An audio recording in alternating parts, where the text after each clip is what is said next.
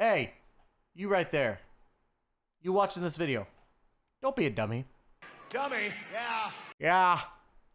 Hit that like and subscribe button down below and hit the notification bell as well to be notified when a new video comes out. And of course, what is going on, my dudes? Tystra here, back again with another Genshin Impact video. And today we are going to be talking about the Raiden Shogun banner and the Kokomi banner that was announced as of the release of this video about 2 to 3 days ago. I made a short about it on here. I'm sure you all saw it. We had a whole bunch of stuff going on, but of course we're going to be talking about these two banners because I feel the need to explain some things to some players because I've been getting these questions from my buddies. Should I summon? But should you summon? Let's go ahead and talk about, first off, Xinyan. And the reason why I'm going to talk about Xinyan is because I feel that she is useless. Now, a lot of people, or not a lot of people, some people might disagree with me on that. But let's go ahead and talk about what she could do. She could make a shield, which is basically, you know, just her E, from what I'm seeing. I've only used it a couple times, but I haven't really studied it. If you hit one opponent with the shield, you get, or if you hit one opponent, you basically get level 1 shield. If you hit 2 opponents, you get a level 2 shield, and if you hit 3 or more opponents, you get a level 3 shield, which basically lets out also like intermediate like pyro stuff towards people. And it's not bad. It's definitely not something that, you know, is like crazy OP or anything, but I still think it's not something to write home about. And her burst is literally just, you know, physical damage and pyro damage. I don't know, man. They dropped the ball with Xinyan, to be honest. But let's go ahead and skip her for now. We're going to talk about the other 4-star character on this banner, Kujo Sara. Now, Kujo Sara is actually decent when it comes to what you're going to need her for. She has a skill, basically. Her skill is like teleporting like backwards from the enemy, which is not bad. It's definitely not crazy good. But I will tell you this, it does boost attack. It basically gives your attack bonus. That's what I could say. It's, you have, she'll basically leave a crow feather, you grab it, and then you get an attack % bonus when you grab that feather, which isn't bad. But I think it all lies in what her burst does. And the reason why I say her burst is because if you have her burst and you activate it, she's going to be around, I would say if you want to really benefit from Kujo Sara and the average player, it's probably going to do that. It's probably going to be around 7 to 8%, or 7 to 8 in the talent level. Sorry, I'm kind of like, I've been drinking a little bit of the hype juice, so my apologies. But 7 to 8, you're getting about 51 to 54% attack bonus. So with that, it's good. But it definitely doesn't compare to the likes of Bennett, which we'll get into here in a moment. But she does help out, especially with the Electro stuff going on. Now, that's also in conjunction with her E, which is her, like, crow feather thing. And her crow feather gives an attack bonus in those levels between 64 and 68, which isn't bad at all. It just does less damage, which, you know, comparatively, the burst should do more damage. So, getting a double attack bonus is not too bad. But let's go ahead and compare her to the likes of the god that is Bennett.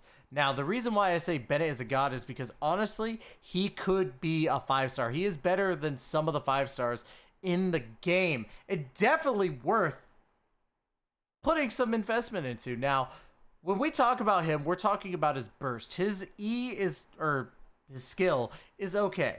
You know, it's not bad. But what really comes into play is his burst, and his burst basically heals you with like I think it's like 6 to 7 ticks. So you're getting 6 to 7 heals, and it's based off of his percentage of health depending on the talent as well. So I would say the average player who loves Bennett, like me, is going to have his talent level from 8 to 10, and I do think he's worth that crown.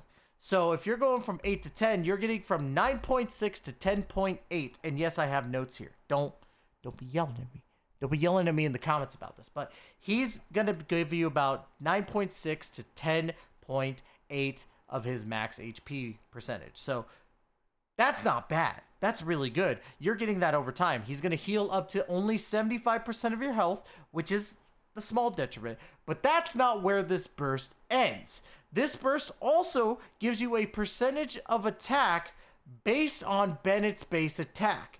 So, let's say you're running him from 8 to 10 on that scale. You're getting from 89.6 to 100.8% of his attack base, which is amazing. That's fantastic. Because not only are you getting one of the best healers in the game, you're getting a boost in attack, but let's say you're running them in conjunction with Raiden Shogun, which we're going to talk about first. Your Raiden Shogun is a DPS slash sub DPS. Jesus, think about what you could do with Kujo-Sara and Bennett on her team. That is busted up attack percentages for Raiden Shogun. She's going to nuke some characters. Now, I haven't tested if using Kujo-Sara in conjunction with Bennett to Raiden Shogun works, but I have seen some nutty videos. And if I saw those teams correctly, there was Kujo-Sara and there was Bennett. I could be wrong. But in conjunction with them, Raiden Shogun is amazing. Her sub DPS skill, in my opinion, is just that, her skill. Her skill basically allows you every other hit on an auto attack to do electro damage as a bonus to the opponent.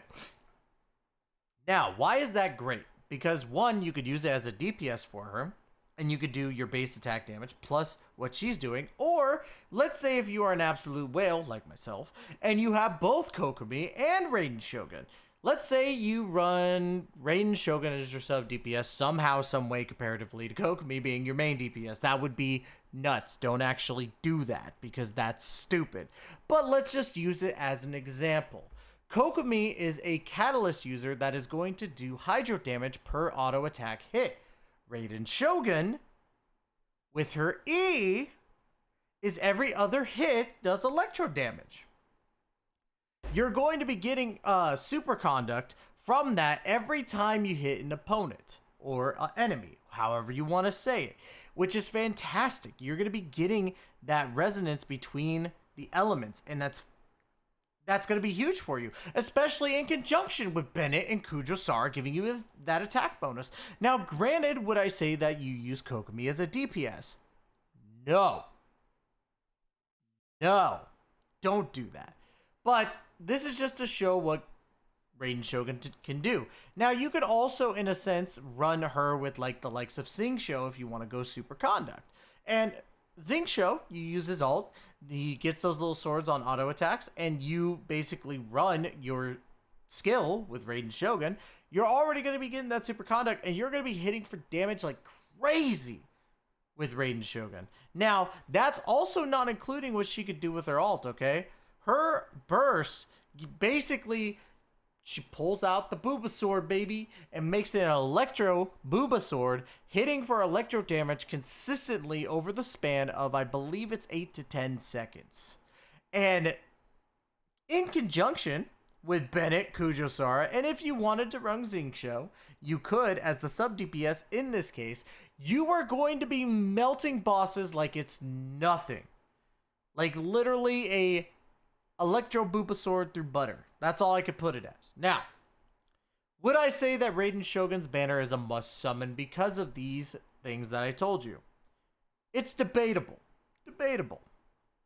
You don't want to be a dummy, yeah, and summon on a banner when, you know, you might already have a DPS that works better.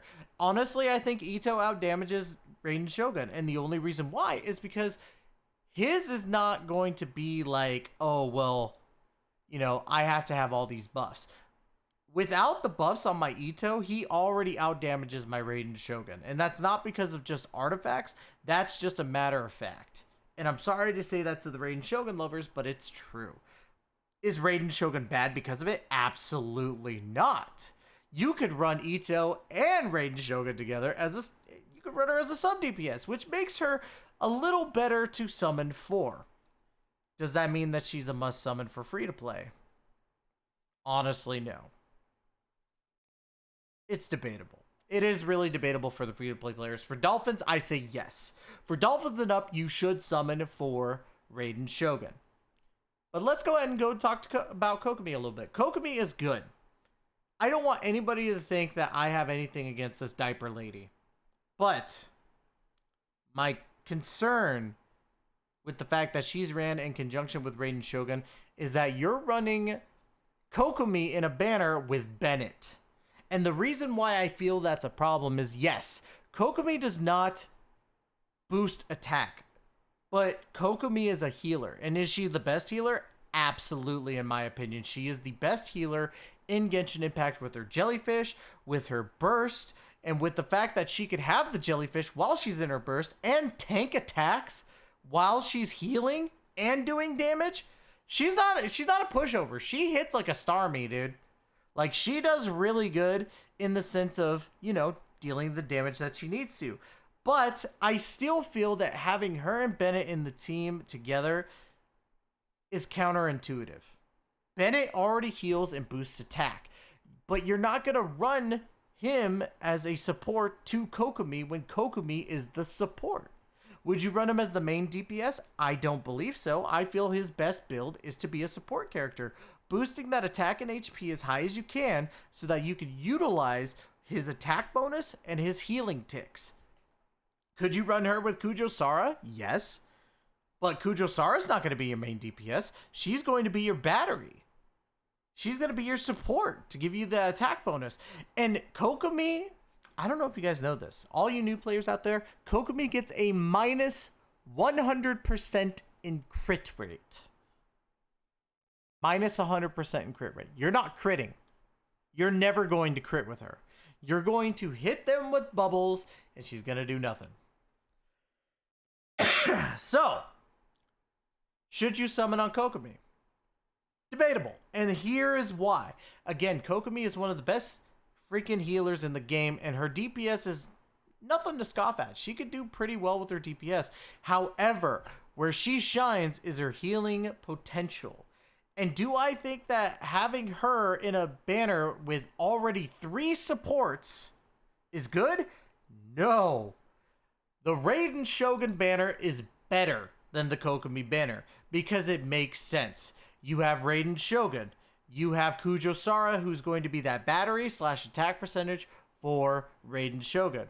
You have Bennett. Bennett is going to heal, and he's going to give more attack to Raiden Shogun. And then you have Xinyan. Yeah, so I definitely think that really, if you're going to put any money towards any of these banners, it has to be the Raiden Shogun banner. If you already have Raiden Shogun, it's definitely not bad to summon for Kokomi. She is the best healer. But if you don't have either of them, Raiden Shogun's your best bet. However, don't forget, we do have Ayato literally around the corner, and I have reasons to believe he's going to hit like a truck. I know that some people might look at me and go, but Tystra, he's not going to do anything. He's going to suck. And I'm going to be like, prove me wrong, or prove to me that I'm wrong then. Prove it. Because I think that Ayato is going to hit like a truck, and he's going to be a scary being. So, honestly, I'm not going to summon for Kokomi and then summon for Ayato. I would summon for Raiden Shogun and then go for Ayato, or I would just say save for Ayato. Now, let me know in the comments below what you think. Do you think I'm an idiot? Do you think that, you know, Raiden Shogun is end-all, be-all the best? Is she your waifu, or is the Little Mermaid ripoff diaper baby Starmie bubble beam having character your waifu? Let me know in the comments below what you guys think. As always, guys, thank you so much for giving me the opportunity to entertain you. We will be back again next week with a bunch of new videos. And as always, guys, we'll see you guys in the next video. Take care and be safe.